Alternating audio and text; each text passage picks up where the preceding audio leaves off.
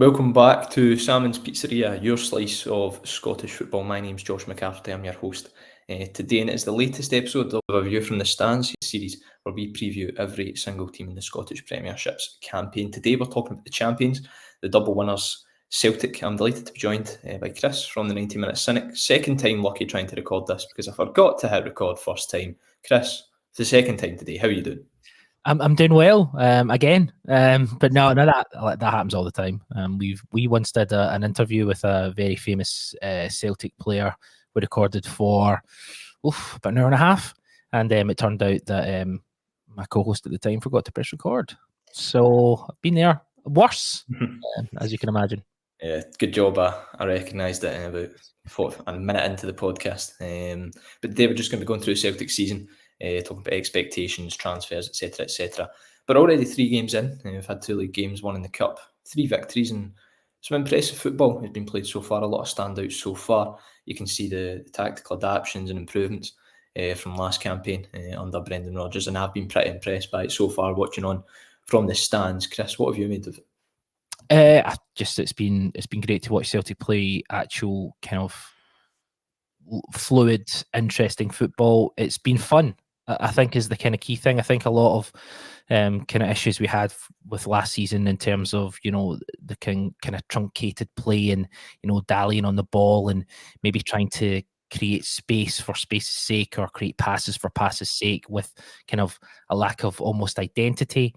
I think this season we've started completely in the opposite direction. But the key point would be that it's been really entertaining. Last season, we did the double, obviously, and we'd never downplay how impressive and how great that is. But we did it in there was some turgid football played last season. I think we finished the season really well, but there was some turgid football played from, kind of the start to the middle of the campaign. Whereas we've started this season, we look fresh, we look exciting.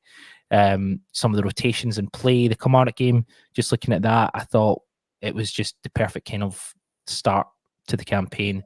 4 goals, clean sheet. You've got, some really good incisive play. You've got some fluidity. That midfield is the beating heart of the team currently. Obviously, we'll talk about what happens if there's potential transfers. But the only kind of thing that you would take away from the Kilmarnock game is I thought Kyogo played really well.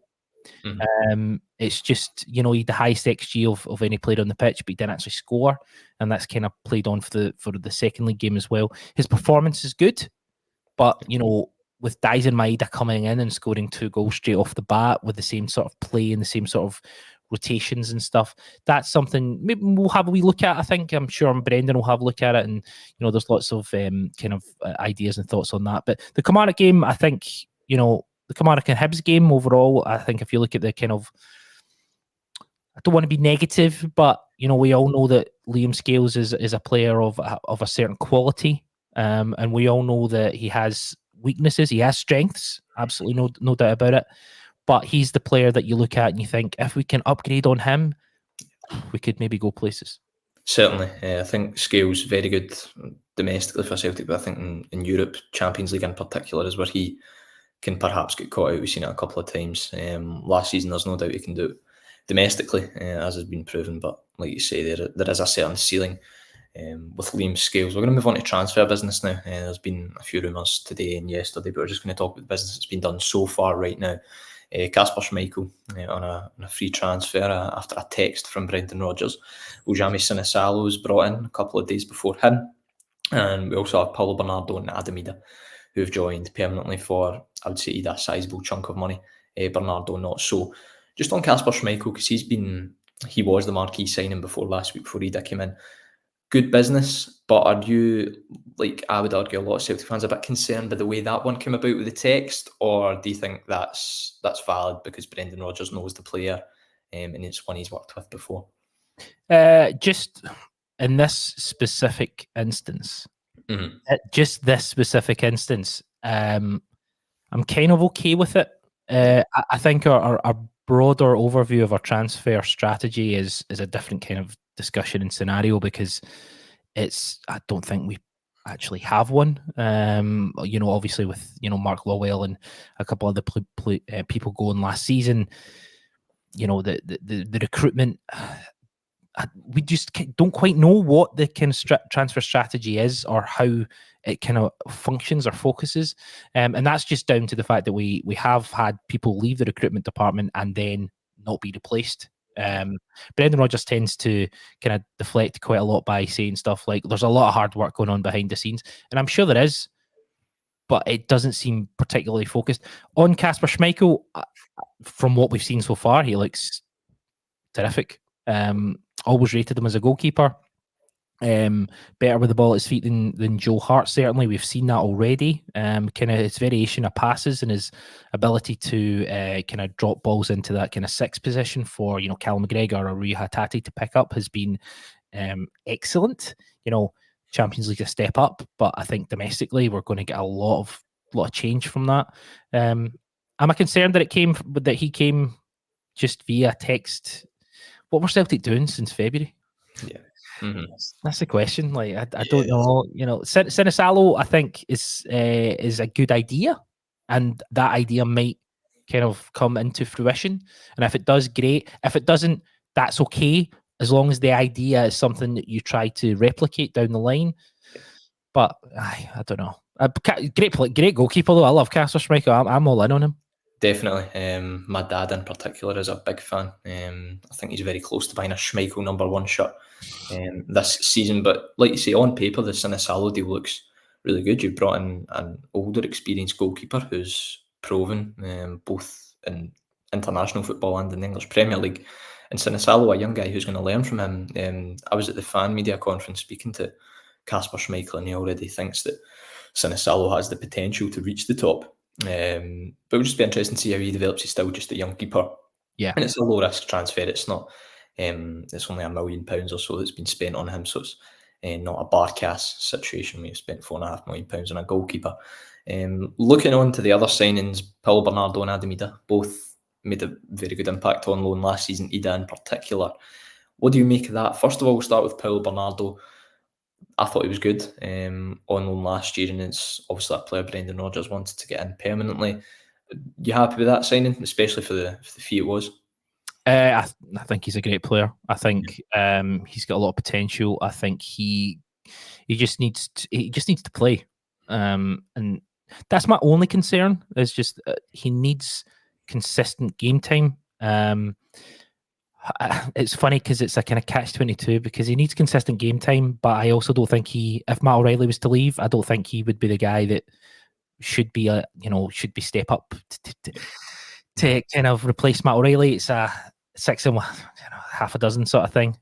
So I think he's a really good player. I think there's potential. I'm expected to be proved wrong in that regard because I think if he is given game time, he can improve, whether that's beside Matt O'Reilly and Callum McGregor, or whether that's coming off the bench, or whether that's in replace of Rui Hatate. I'm not quite sure how he actually works into that dynamic, but the price is right. He's got a lot of potential. He's technically very good. And I just think he adds the fact that he knows the club, he knows the expectation. I think the expectation is the big thing. If you know the expectation of Celtic, you know what's required from that regard, and you've got other attributes, you can be successful here. There's plenty of players in the past who've came with, maybe better players who've just not met the expectation. And I think Bernardo's got that experience now. Happy with him. I think he's a good signing. Yeah, there's not much of a bedding in period for him compared to what there would be with other signings, given he's already had the year. He's done it in games before against Rangers in particular at New Year, and then the Scottish Cup final. He's in Ibrox as well, even made a good impact off the bench that day in the 3-3 draw. Adam Ida was brought in also permanently alongside him. Now, this is one that's caused a lot of debate regarding the fee. Obviously, £8.5 million could rise to 9.5 with add-ons, but he is someone who scored several goals last season to get Celtic over the line. The manager very much likes him. He's been very open in that when he's talked to the press and press conferences, etc. A 5-year deal for Adam Ida. He probably has the marquee signing of the summer so far, I would argue. Happy, first of all, with the fee. What would you think on that? Is it one you're concerned about, or are you not too bothered? I think a player like Adam Ida, I think £3 million players 10 years ago are probably about £7 or £8 million players now, just because of just how football moves and just in terms of inflation and such. And our board don't understand that, and therefore they're trying to. So I'm not concerned about the board. I'm not concerned about the money we spent on them, because we need players, and I think you have to give the manager all the tools that he needs to create success here. And the manager has talked consistently about Adamida. So even if the support don't necessarily think he's worth that money, it's kind of not really the point. The point is give the manager what he needs. I think Celtic have handled it terribly, and I think we probably could have got him cheaper. Do I think he's worth it?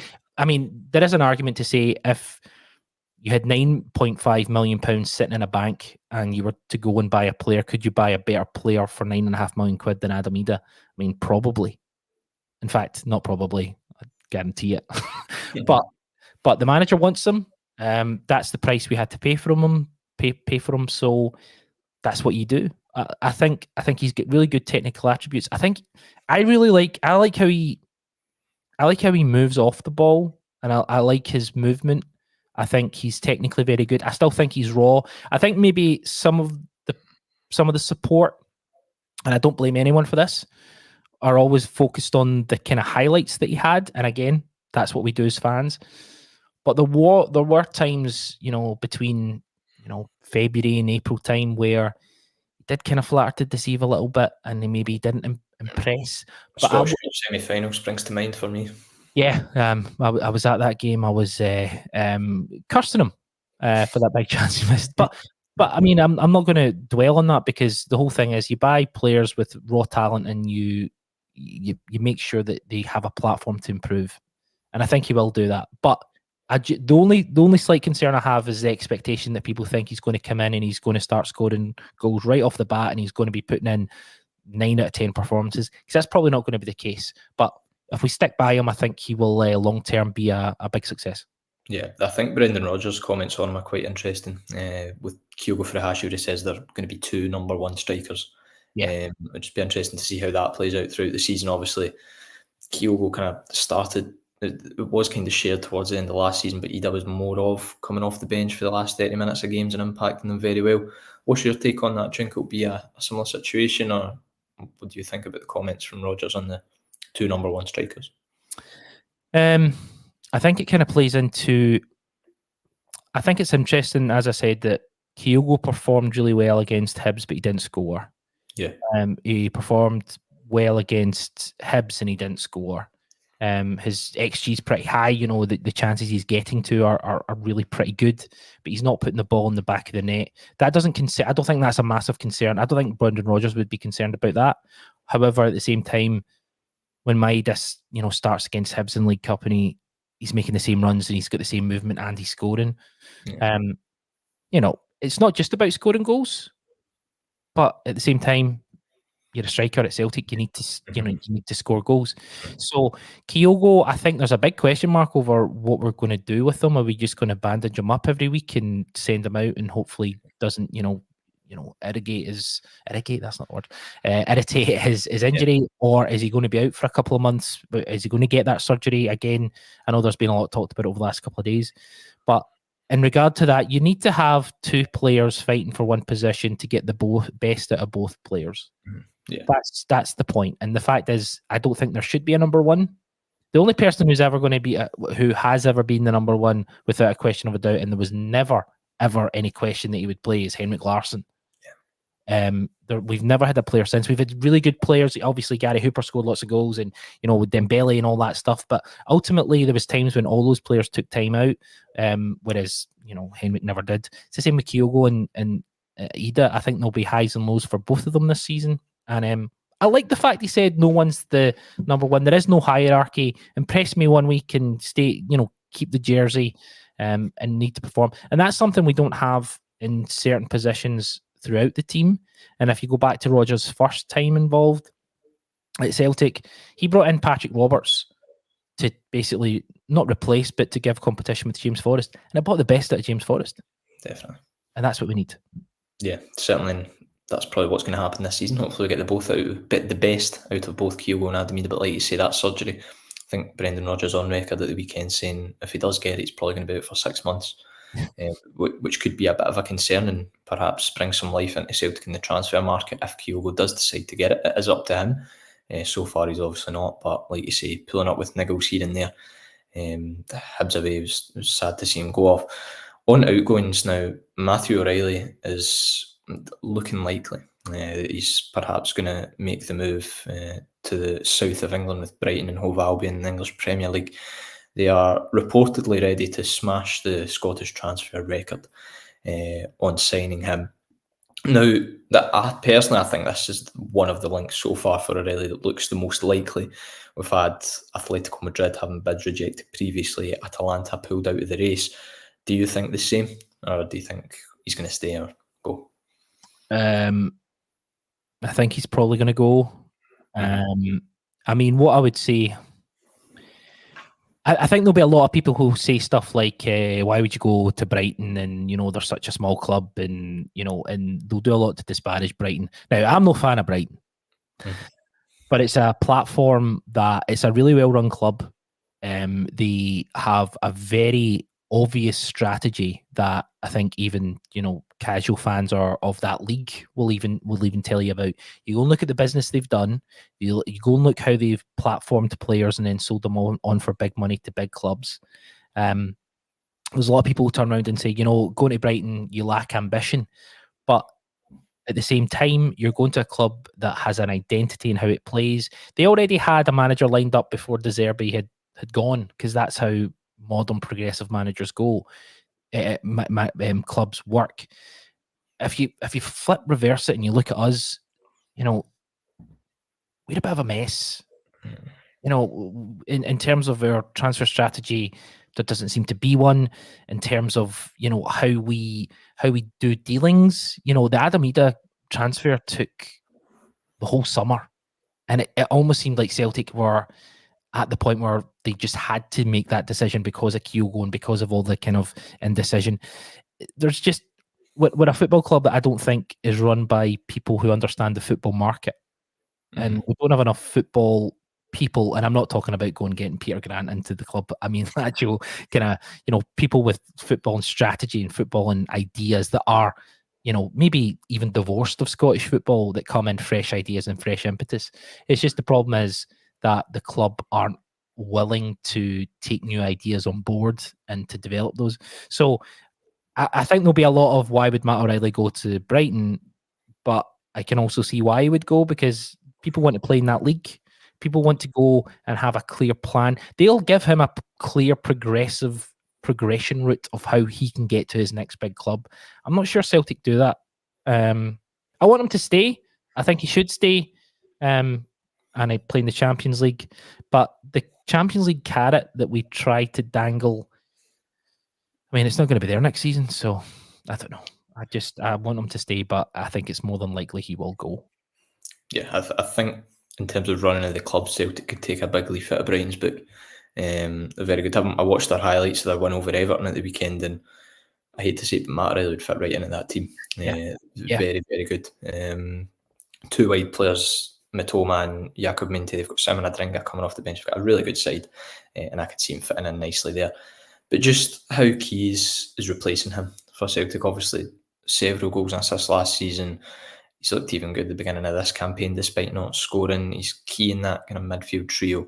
How Key is replacing him with a player that's up to the standard and not a £1-2 million player that you hope is going to reach that level one day? I think it's key. I really do think it's key to our entire season. Matt O'Reilly has evolved into a phenomenal footballer, both on and off the ball. His running off the ball is just as important as his running with the ball. And I think that if Celtic are smart, which I don't think we are, but what you do is, so you brought Matt O'Reilly in for what, 2.5 million, 3 million quid. You're selling him for 25 million quid. Instead of saying to yourself, instead of the board going, right, what we're going to do is we're going to go bargain basement hunting again, and find an anomaly, because Matt O'Reilly is an anomaly. because he was the top of all the kind of stats lists and stuff, and there was lots of clubs. Liverpool were interested in him, and Newcastle were interested in him, but he was probably too low risk for them in regards to we'll pick him up if we need to at some point. Whereas we got a bit of an anomaly with him. I don't think players like him are around in that market. Yeah. So what I think would be smarter would be if the board realised that you sell Matt O'Reilly for 25 million quid, 30 million quid, then you go and get someone in the 9 to 10 million quid bracket. Then what that does is it just bumps up the price if you want to sell them on. So instead of selling them on for the same as Matt O'Reilly, you say, well, they cost 10 million quid. They've improved since they came here. We've improved a 10 million pound player. So therefore that's an extra 10 million quid we're putting on top of it. Is it Engels at Augsburg, the Belgian player? He looks a real find.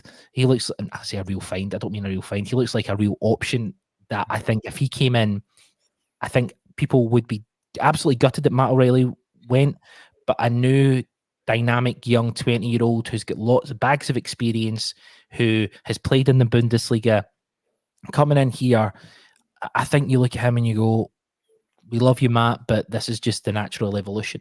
Whereas if we go and get someone like Luke McCowan, who I think is a tremendous player, by the way, I think he's really, really good. He's not at Celtic's level. I don't think if Celtic replaced Matt O'Reilly with Luke McCowan as an example, I think there would be uproar. And so I also don't think it's Bernardo. I think Bernardo's a good supplementary player at this point. But if Celtic if they sell Matt O'Reilly and they bring in a player of not equal value, because as Brendan Rodgers says, we can't do that. Yeah. But if you bring someone like a 20-year-old Belgian almost international who's played a whole season with Augsburg, who wants to play Champions League football, I think everyone goes, okay, we can see the progression here. We can see the conveyor belt. All we're looking for is a conveyor belt, and we want to go up that kind of transfer value market level. And I just don't trust them to do it. Yeah, well, I don't know if I do either, to be honest. Arne Engels does sound like a really good signing on paper. Looks good from what I've seen of him so far. Like you said, experience in a league like the Bundesliga is going to serve someone well, regardless of their age and how much they've played. So interesting to see what happens there. I think it is likely that O'Reilly goes. It's just about the replacement. Alvin Sanchez is another one that's been mentioned. I'm not sure if I'd be as encouraged by that as I would be Arne Engels. We'll just have to wait and see. On incomings then, while we're on the subject of it, personally for me, there's a lot of positions in that squad that need strengthened, and we've got 10 days left of the transfer window at the time of recording. For you, Chris, what positions do you think need strengthened, and do you expect those positions to be strengthened between now and the end of the window, or do you think Celtic will end up slumping and not strengthening 2 or 3 of them? I think so. I mean, if you look at centre back, you've got Cameron Carter-Vickers, who I think is rock solid. His partner is obviously Liam Scales, who I think is a very limited footballer. We do on the Cynic, we do a kind of tactical breakdown, and we look at stats of the players and how they're performing. And Liam Scales is someone who, if there was a better player in that position, would be creating more chances. He holds on to the ball more than anyone else in the team.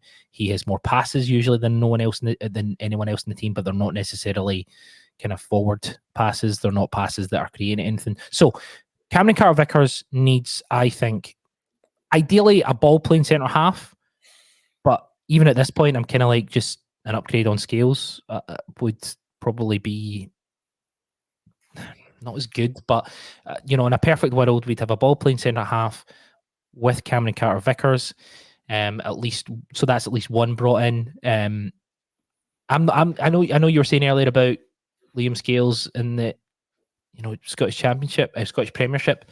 Mm-hmm. Still not convinced. I just think the game at Easter Road kind of highlighted that when teams run in behind, I think he kind of gets caught out. I mean, I'm not going to say he can probably play most games in the Premiership, but there are games I just think he kind of gets lost at sea a little bit. And again, I think he's a good player. I don't have anything against him. I just think it's that expectation we talked about earlier, and it's about what it takes to be a Celtic centre-back, what it takes to be a central midfielder for Celtic, what it takes to be a striker. Those 3 positions specifically are key to how Celtic play. So I'd like a centre half brought in to partner Cameron Carter-Vickers. I'd like a left back brought in to at least challenge Greg Taylor, because I think Greg Taylor has started the season incredibly well. We've been really leaning into him inverting, and that's created a lot of space, which we saw at McGregor's goal. Greg Taylor inverting allowed McGregor to drop into that space, because McGregor took Taylor took his kind of marker with him and such. So left back, centre back, central midfield. I mean, that's all dependent on what happens, but I would still like at least one more. If Rio and Matt O'Reilly stayed, I'd still like one more. Yeah. And then up front, you've got, Brendan Rodgers talked about how Rocco Vata would have been potentially the third striker. He'd like a third young striker to come in. I still think there's time to do some business there. And from a wide position, you've got Maeda, you've got Kuhn, who's in incredible form. James Forrest is doing really well. But, Louis Palma, there's question marks over him. There's question marks over whether Yang can do it consistently. So maybe one winger as well. Actually, the more I'm saying it, we need almost a player for 3 or 4 positions. It's Yeah, almost the spine of a team, isn't it? And they've got about 10 days to do it. Do I think it's going to happen? Probably not. I think just on Louis Palma there when he came on at the weekend, and the touch he tried to take with his left foot and it just rolled under his foot out for a throw-in kind of sums him up for me. I know people that rate him highly. I know people that rate him very, very lowly. But I certainly think an upgrade in the wide positions or just someone for depth could be good as well. A lot of business is going to need to be done. Brendan Rodgers is going to have a busy 10 days. Or maybe not. Maybe he won't. Maybe he won't. That's the main worry. Maybe he won't. Be interesting to see what happens though. Yeah. It's just like you say, just the lack of coherence from the club about who's leading the transfer business is a bit frustrating. Obviously, February, April time, I think it was, they had Mark Lowell and guys leaving, and we still don't know who's replaced him or who's leading it. I think Rodgers on record in a recent press conference saying that we're going to have more coherence regarding the recruitment team after the transfer window. But why not get that done before the summer and have a real structure this summer? I think they're still going on agent recommendations. Yeah. That's honestly just my feeling, that they're going on agent recommendations. It wouldn't surprise me. Well, Adam Ida was an agent recommendation, so there you go. Lagerbielke, when we sold Starfelt, we basically went to his agent and said, "Who you got for us?" Yeah, now Lagerbielke, the reports today saying that he could be going on loan to the Netherlands with Heerenveen. Michelen in Belgium also interested in him. But just to finish us off, I'm going to ask for some predictions of how Celtic are going to do in the League, Cups, Europe, and then some individual for player predictions. We can perhaps look back on this at the end of the season. Chris, for league finish, I think there's only one answer here. What are you saying? Champions, of course. Of course. And for the 2 cups, the League Cup, Celtic looking to win it back. Scottish Cup, can we retain that and win a treble? I think, in terms of, league, Celtic, I think will be fairly comfortable. I think we're the best team in the country by some distance. However, what I would say is there's something about what's happening at Aberdeen and with their manager. I'm not going to say they're going to finish second or anything, but what I am saying is I think they're going to have quite a good season. So yeah, I think Celtic domestically, I think we probably will win a treble, and I don't say that with any sort of underplaying of it, because it's incredibly difficult to do. However, I also wouldn't be surprised if Aberdeen won a cup. I just think there's something happening there. If Celtic win the Scottish Cup and the Scottish Championship, Scottish Premiership, that's fine. I think Celtic should do that. Try and do that every season. The League Cup is a bit of a bonus as long as they don't win it. I'm kind of okay with that. But yeah, I think maybe Aberdeen might give us a few problems at least, which is good. Looking forward to that. Yeah, they do look very good so far. Aberdeen, I think Jimmy Tilleen's won every single competitive game he's managed so far. So Bojan Miovski but they have brought some other good signings in. But this is a Celtic podcast. So how do you think we're going to do in the Champions League? Obviously, 36-team league, 8 games, 4 home, 4 away, against 8 different teams. Can Celtic meet Brendan Rodgers' target of getting to the last 16 playoff stage? Again, this just really depends how we come out of the transfer window. But if we're looking at what we have currently, I think we can win some games. Again, it's just the luck of the draw. How are we going to do? I think we'll win a couple of games. Will winning 1 or 2 games be enough to get us through? I think maybe 3 is what you're looking through, 3 or 4 potentially to kind of get through. I think this format is interesting, and I think I'm excited to see how it's kind of going to work, because obviously we're not going to be playing 3 teams twice. We're going to be playing a lot of different teams, home and away. Not home and away, but the home games and away games. If we get a lucky draw, if we get a decent draw, I've done the Champions League, virtual draw thing a couple of times, and there's been some times where I've thought, oh, this is handy, and then there's other times where it's just been nightmare fuel. Yeah. So I'm confident that Celtic will make a good fist of it. But again, it just all depends on how we're going to do from a transfer window scenario. We've got the tools to do something special. We just need 1 or 2 little bits to fall into place. Yeah, I would tend to agree with you there. The draw for that league phase is a week on Thursday. Yeah, I believe so. Interesting to see what happens there and how much the packages will be from Celtic. That should raise a few eyebrows, I'm sure. Anyway, on to individuals. Player of the year. Who do you think it's going to be, Chris? I was thinking about this. You mentioned this earlier. I just think it's Kuhn. I think I know that's probably the really obvious answer, but I just, the way he started the season, he started in tremendous form. He's someone I think I'll be honest, even before the season kicked off, we on the Cynic, we've got a podcast where we basically do tiers. We put everyone in different tiers, and he was someone I very much wrote off. But I'm always delighted to be proved completely wrong about Celtic players, and I think early signs suggest potentially Kuhn, potentially Greg Taylor if he keeps this form up, if he doesn't leave in January because he's out of contract. But yeah, I think Kuhn or a Taylor, I think, would be high on that list. Taylor could be an interesting shout, especially if he gets a bit of competition and it pushes him forward, like we were saying earlier with that kind of argument. The top goal scorer one's interesting because obviously Kyogo took a slight dip in number of goals last season. Adamida's now here on a permanent basis. Who do you think is going to finish the season with the most goals? That is an interesting one. I think if you're a Celtic striker, if I'm being really critical, I think if you come into Celtic as the number 1 striker or part of, fighting for that, you need to be hitting 25 goals. I mean, you could argue 30 in all competitions, but at least 20 to 25 league goals. I think both of them could do it. I think both of them really could in terms of Ida and Kyogo. I think Maeda's always, again, he started the season well. I know it was only in the League Cup that he scored the 2 goals, but I think he's always good for a couple of goals.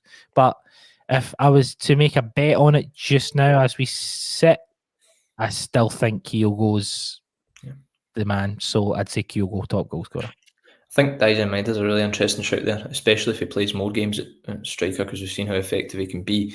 Young player of the year is another interesting one because there's not, obviously young players that stand out at Celtic, but there's none like that 23 and below age mark who are really breaking into the team.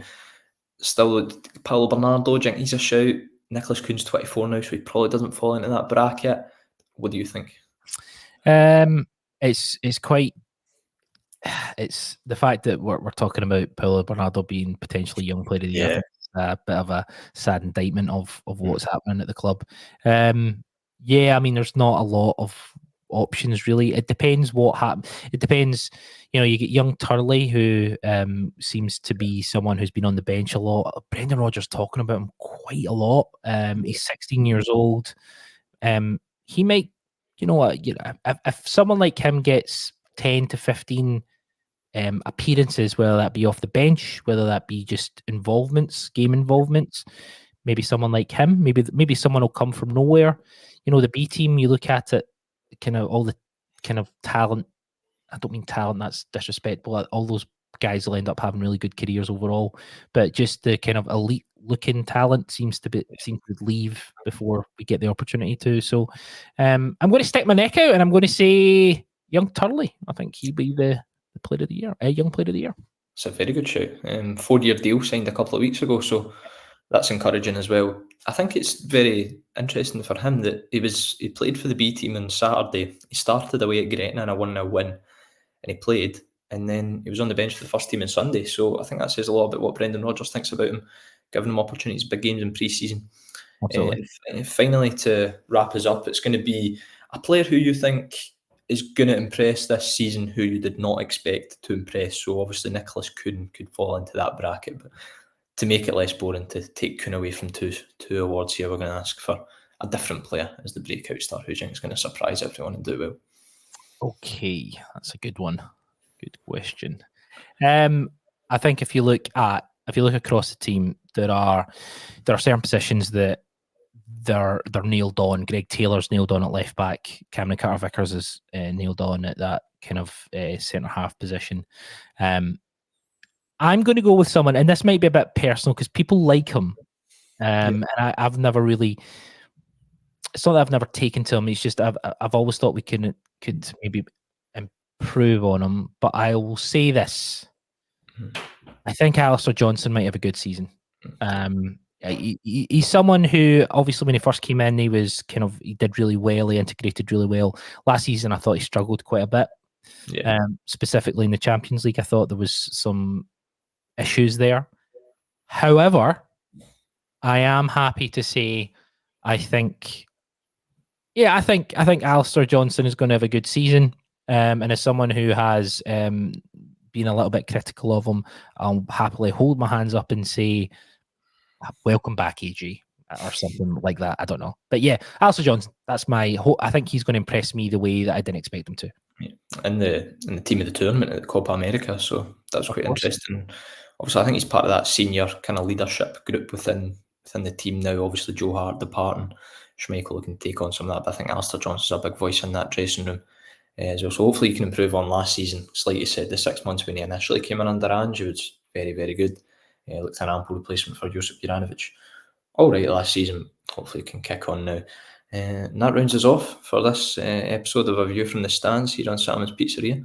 Chris, thank you very much for joining us. Thank you very much. It's been an absolute joy. Thank you, and be sure to like, subscribe wherever you're watching this. Leave your thoughts in the comments below, and we'll see you next time.